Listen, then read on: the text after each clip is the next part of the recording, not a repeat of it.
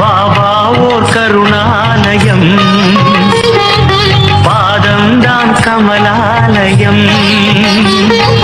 பாபா ஓர் கருணாலயம், பாதம்தான் கமலாலயம்.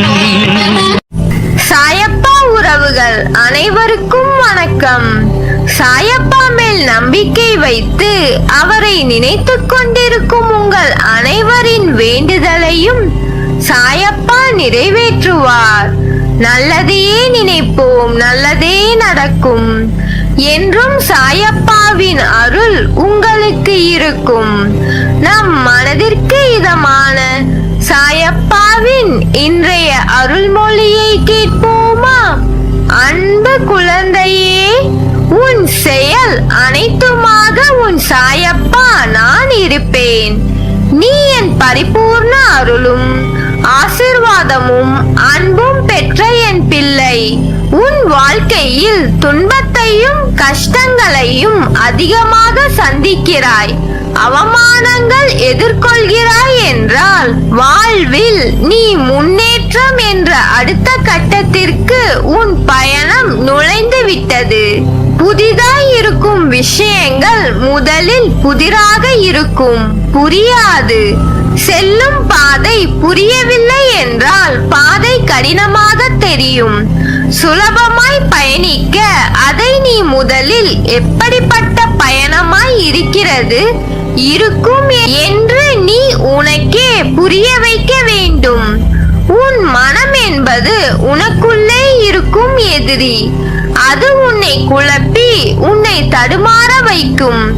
நல்லது கெட்டது என இருமுகமாய் உன்னுள் உன்னை குழப்பி துயரம் என்ற சேற்றில் எதிர்மறை எண்ணங்களால் உன்னை தள்ளிவிடும். நீ வெளியில் போராடுவதை விட 100 மடங்கு உன்னிடம் உன் மனம், உன் எண்ணங்கள் இவற்றுடன் போராட வேண்டும். உன் சிந்தனைகளும் எண்ணங்களும் நேர்மறையாக இருக்க வேண்டும். அதற்கு நல்லது கெட்டது என இரண்டையும் நீ சந்திக்க வேண்டும். அதுதான் இப்போது நீ போராடும் நல்லதுக்கும் கெட்டதுக்கும் இடையில் இருந்து நீ மீண்டு வருவது. நீ மீண்டு வருவாய். எல்லா எதிர்மறை சூழலில் இருந்து ஜெயிப்பாய். நீ எதற்கும் பயப்படாதே, கலங்காதே. உன்னில் நிச்சயம் வெற்றி என்ற தீபத்தை நான் ஏற்றுவேன். உன் கண்ணில் ஏற்பட்ட கண்ணீரை கண்டு நான் கலங்கி நிற்கிறேன். உன் கண்ணீரில் உன் வாழ்க்கையில் உனக்கு ஏற்பட்ட வலிகள் நீ துடித்து அனுபவித்த நேரத்தை நினைத்து என் மனம் தாங்காமல் நான் துடிக்கிறேன். உன்னுடைய சூழ்நிலைகளும் உனக்கு ஏற்பட்ட நிகழ்வுகளும் உன்னை எப்படி எந்த அளவில் பாதித்தது என்பதை என்னால் உணர முடிகிறது. நினைத்தாலே உன்னுள் ஏற்படும் நடுக்கமும் பயத்தை பார்க்கும் நான் கண் கலங்கி நிற்கிறேன். என் குழந்தை கோழை அல்ல. எத்தனை கஷ்டங்கள் வந்தாலும் தாங்கி நின்று கடந்து செல்லும் தைரியம் உனக்கு இருக்கிறது. நீ சமாளித்து நடை போட்டாலும் உன் மனதில் இருக்கும் குமுறலை வெளியே மற்றவர் உணரா வண்ணம் நீ நடக்கிறாய். கர்மவினை என் குழந்தையை கலங்க வைக்கும் போது நானும் உன்னுடன் தான் வலியை அனுபவிக்கிறேன். உன் சந்தோஷத்திலும் துக்கத்திலும் உன்னுடன் தான் இருப்பேன். உன் வலியை மாற்றுவேன். என் பிள்ளையின் வளர்ச்சிக்காக நான் பாடுபடுவேன். உன் கண்ணீர் கவலை எல்லாம் முடிய போகிறது. கூடிய விரைவில் உனக்கான வெற்றி இலக்கு காத்து கொண்டிருக்கிறது. பந்தய கோட்டை எட்டும் தருவாயில் அது உன்னை சோதித்து பார்க்கும். உன் பலம் என்ன, நம்பிக்கை என்பது எந்த அளவில் இருக்கிறது என்று அந்த கட்டத்தில் தான் நீ இருக்கிறாய். உன் வாழ்க்கைக்கு பொறுப்பாளி நானே. உனக்கான அனைத்தையும் நான் உன்னிடம் வந்து சேர்ப்பேன். நீ அழாதே. உனக்கான அனைத்தும் தயாராக உள்ளது. அது மற்ற விஷயங்கள் போல நிலையற்றது அல்ல. உன் வாழ்க்கைக்கு அர்த்தத்தை கொடுக்கும் பொக்கிஷம். உன்னுடன் எப்பொழுதும் நான் கூறுகிறேன். நன்றாக வாழ்ந்தவன் கெட்டது இல்லை. துயரங்கள் எதுவும் நிரந்தரம் இல்லை. அதற்கு கர்ம பலன்கள் ஒன்று மட்டும்தான் காரணம். எதுவரை போகட்டுமோ போகட்டும், நான் இருக்கிறேன். மனம் தளராதே, அனைத்தும் ஒரு நாள் முடிவுக்கு வந்து சேரும். வாழ்வில் கடந்து வந்த பாதையை நினைத்து கலங்காதே. உனது கை ஓங்கி இருக்கும் சமயத்தில் உன்னை உபயோகித்து ஓங்கிய கைகள் இறங்கிய நிலையில் உன்னை உதாசீனப்படுத்தி கீழே வீழ்த்தி அழகு பார்க்கும். இது காலத்தின் கட்டாயம். உன்னை பற்றி அவர்களாக தெரிந்து கொள்ள வேண்டும். நீயாக விமர்சனம் செய்ய கூடாது. உன்னிடம் அன்பாக பேசினால் போதும். கர்ணனை போல் அனைத்தையும் கொடுத்து விடுவாய். பின்னர் வருத்தப்படுவாய். தேவைப்படும் சமயத்தில் வரும் நண்பர்களும் சரி, உறவுகளும் சரி, உனது நிலை தடுமாறும் சமயத்தில் அருகில் வரவே யோசிக்கும். ஏன், நிழல் கூட மறைந்துவிடும். கண்ணாடி போல பிரதிபலிக்கிறது உனது வாழ்க்கை. தைரியமாக இரு.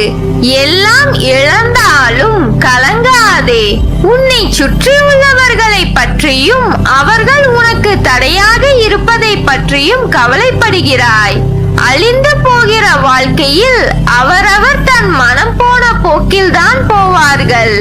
ஏழை சொல் மேடை ஏறாது என்பது போல உன் வார்த்தைக்கு அவர்கள் கீழ்ப்படிய போவதில்லை. அதை விடுத்து உன் ஆன்மாவை சுத்தம் செய்து கொள்வதில் கவனம் செலுத்து. உன்னை சுற்றி இருக்கிற சூழல்கள் எல்லாம் மாற வேண்டும் என்று எதிர்பார்த்தால் முதலில் உன்னை மாற்றிக்கொள்ள வேண்டும். உனது விருப்பம் நியாயமானது என்று நினைக்கும் நீ அதற்கு தடை என்று ஏதேனும் வந்தால் என்ன செய்வது என நினைத்து தவிக்கிறாய். இந்த தவிப்பினால் உன் மனதில் சஞ்சலம் தோன்றி விடுகிறது. மன விருப்பத்தை நிறைவேற்றிக் கொள்ள உத்வேகத்தோடு நடைபோடும் போது எதிரே உள்ள ஒவ்வொன்றையும் தடையாக சந்தேக கண் கொண்டு பார்க்க தோன்றுகிறது. தடைகள் முதலில் வழிபோக்கனை போல் தள்ளி நின்று வேடிக்கை பார்ப்பதை போலத்தான் தெரியும். நமக்கும் அதற்கும் எந்த தொடர்பும் இல்லை என்பது போன்ற சூழல் தெரியும். ஆனால் நாம் எதிர்பார்க்காத போதே நம்மை மெல்ல மெல்ல கவ்விக்கொள்ளும். அப்போதுதான் நமக்கு உண்மையான போராட்டம் ஆரம்பிக்கும் என்பதை நீ உணர்ந்திருப்பதால் இவ்வாறு தடையை கிள்ளிவிட நினைக்கிறாய். குழந்தையே, கவலைகளை எல்லாம் தூர வைத்துவிட்டு எந்த சலனமும் இல்லாமல் சலனமற்ற நிற்சிந்தனையோடு எனது பாதங்களில் சரணடைந்து விடு. அந்த காரணத்தினால் சகல துக்கங்களில் இருந்தும் விமோச்சனம் கிடைக்கும். தடைகள் நொறுங்கும். என் பார்வைக்கு மிஞ்சிய சக்தி ஏதாவது உண்டா? உன் துயரங்களை போக்க நான் இருக்கிறேன். பொறுமையாக இரு. நம்பிக்கையுடன் இரு. எனக்கு ஆடம்பர பூஜைகள் தேவையில்லை. அன்பு மட்டும் போதும். நான் இருக்கிறேன். எல்லா சந்தர்ப்பங்களிலும் உன்னை அன்போடு அரவணைத்துக் கொண்டுதான் வருகிறேன். என் பிள்ளை, உனக்கு செய்ய வேண்டியதை தக்க சமயத்தில் நன்கு செய்வேன். சற்று பொறுமையாக இரு. என் மீது நம்பிக்கையாக இருக்கும் போது உனக்கான நியாயத்தை நான் செய்யாமல் போவேனா? நீ இழந்த அனைத்தையும் மீண்டும் பெறுவாய். அதற்கு நான் பொறுப்பு. நீ விரும்புவது தாமதமாவது உன் கர்ம வினையால். உன் சந்தோஷத்திற்காக உன் கர்மாக்களை தட்சணையாக நான் எடுத்துக்கொண்டு உனக்கு புண்ணியத்தை உண்டாக்கி கொண்டிருக்கிறேன். உன் கர்ம வினைகளை விரைந்து முடிக்கவே நானும் போராடி கொண்டிருக்கிறேன். அதுவரை நீ அமைதியாக இரு. நீ என்னிடம் எதையும் வேண்டினால்தான் நான் செய்வேன் என்று அல்ல. உனக்கு எதை எப்பொழுது எப்படி செய்ய வேண்டும் என்று எனக்கு தெரியும். உனது ஆசைகள், எண்ணங்கள் அனைத்தும் கூடிய விரைவில் நிறைவேறும். எப்பொழுதும் யாரையும் சார்ந்து இருக்காதே. உனது வாழ்க்கையில் இக்கட்டான நிலையில் எடுக்க வேண்டிய முடிவை நீயே முடிவு செய். உன்னுள் இருக்கும் நான் அதற்கு உதவியும் புரிவேன். ஆனால் நீயோ உன் மீது அன்பும் அக்கறையும் இல்லாத உன் சுற்றத்தார்கள் சில பேரிடம் போய் அறிவுரை கேட்கிறாயே, ஏன்? எவர் மீதும் கோபம் கொள்ளாதே, அது கொடியது. உதவி புரிபவர்களிடம் மட்டுமல்லாமல் உதாசீனப்படுத்துபவர்களிடமும் கூட. ஏன் அனைவரிடமும் அன்பாக பேசு. நீ வருத்தப்படுவதால் எதுவும் மாறாது. நம்பிக்கையோடு கம்பீரமாக உன் குறிக்கோளை நோக்கி செல். நீ அதை அடைய நான் துணை இருப்பேன். இது என் சத்திய வாக்கு. நான் உன் முன்னேதான் சென்று கொண்டிருக்கிறேன். உன் செயல் அனைத்துமாக உன் சாயப்பா நான் இருப்பேன். நல்லதே நடக்கும். நீ என் பரிபூர்ண